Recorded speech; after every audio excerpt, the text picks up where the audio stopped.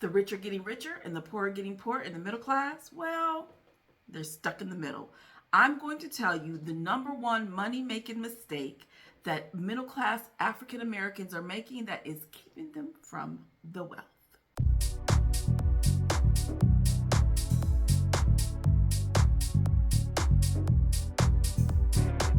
Welcome to another episode of Becoming with Angelina Watkins, and I'm your host, Angelina, your queen of becoming, and I am your spiritual growth and wealth strategist here to help high-level professionals and my startup knowledgepreneurs be able to overcome their emotional and financial hurdles so that they can build that online business and leave their 9 to 5 with confidence. Now, in this episode, we're going to talk about the number one money-making mistake that our African Americans are making that's keeping them from getting to the wealth. But before we do that, I want to welcome you to the show. I want to welcome my first-time viewers. Sit back, relax, kick up your feet, enjoy the show, and don't forget to hit that subscribe button and that notification bell so that you don't miss another episode, okay? I want you to come back again because I'll be dropping the knowledge every week, y'all. I hate to pat myself on the back, but I do. I'll be dropping knowledge and I'll be dropping truth. So you're not going to win on this another episode. But let's go ahead and get into it. Today, I'm going to talk about the number one money mistake that African Americans are making that's keeping them from getting the wealth that we want.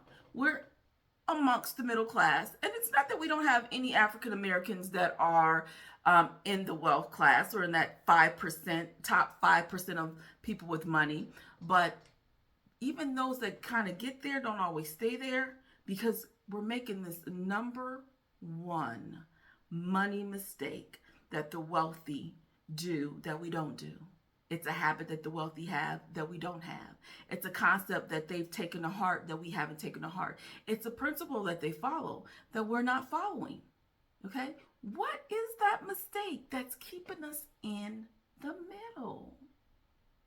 It is we are not buying or making assets. What you have to know that if you want to build wealth, if you want to be able to get financial freedom, financial security, if you want to be able to leave a legacy, which is a lot of what most people talk about, then you have to build wealth. In order to build wealth, you have to buy or make assets that are going to make you money. The number one mistake that we make is we don't put our money to work for us. That's the only way you're going to build wealth, y'all. The only way you can build wealth is to put your money to work for you. You can work a 9 to 5. You can be a W-2 employee and still build wealth. Why? Because the money that you're making from your employer, you take that money and you go and you buy assets that's going to make you money. Or we got to realize that we're the asset. There's something down on the inside of us. We've all got some creativity, some skills, and some knowledge that we can take and create assets that's going to make us money. But a lot of us are not doing that. A lot of us is sitting on our creativity. We're sitting on our skills. We're sitting on our abilities and our talents and our giftings that God has given us.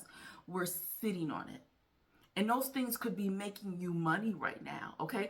Some of you got books down on the inside of you. A book is an asset that can make you money over and over and over again, month after month, year after year, decades from now, okay? And then it's a legacy that you can leave then your children, that as that book continues to sell, your children will make the money.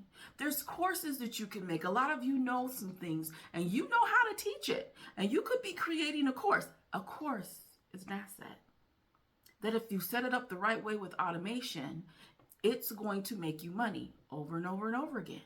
Okay? And so we're either not making assets or we're not buying them. And that's the number one mistake we're making. We're taking our money and we're putting it in bank accounts and we're putting it in savings accounts and we're putting them in checking accounts. And our money is not making us money in those accounts. So there was this article that I had seen. It was about an NBA star player. I might say his name wrong, so I apologize if I do, but it's Giannis. And he plays for the Milwaukee Bucks. And so he's from Nigeria, and he got a basketball contract. I think he's about 18 years old. And the owner of the team was talking to him one day to only find out that all of this money he was making, he was putting it in different banks. Because, with the Silicon Valley fiasco that's gone on, where they've gone under, and then the people are withdrawing their money, and now the FDIC has to come in and cover their 250,000 or more, right? Because they only get insure up to 250,000, but they're doing more than that. And so the only way to protect your money is to have 250,000 in one bank, Bank of America, and then I'm gonna put 250,000 in Chase, and then another 250,000 in PNC, or another 250,000 in Fifth Third. I don't know. Those are the banks around where I live, and it's like, no, you're doing it all wrong. First of all, we shouldn't have that much money in the bank. Period. Second of all, you need to be putting your money to work for you.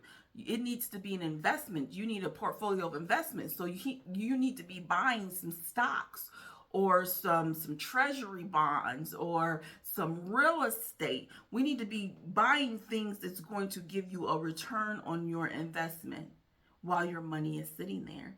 And your checking and savings accounts are not going to do that. And so we're not taking the money that we are making from our employers, and we're not investing it.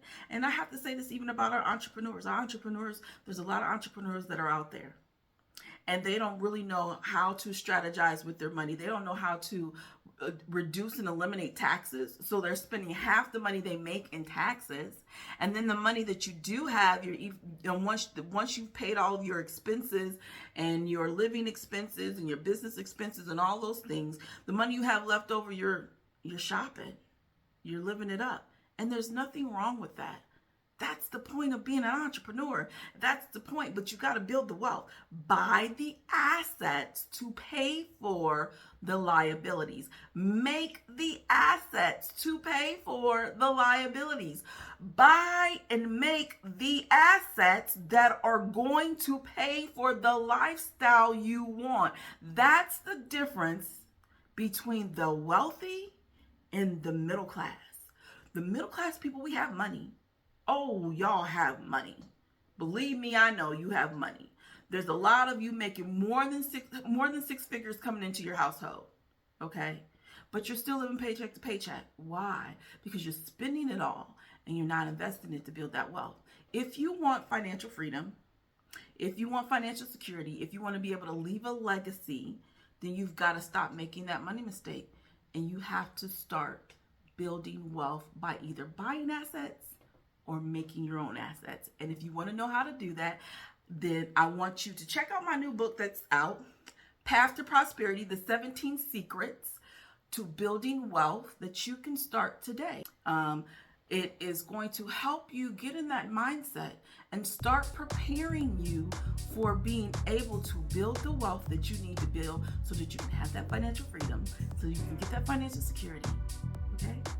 And you can build that wealth, leave the legacy, and possibly even leave your 9 to 5 if that's what you want to do. All right? Now, where you are is not where you have to be. Your past does not define you. You define you. So heal, transform, and pursue you.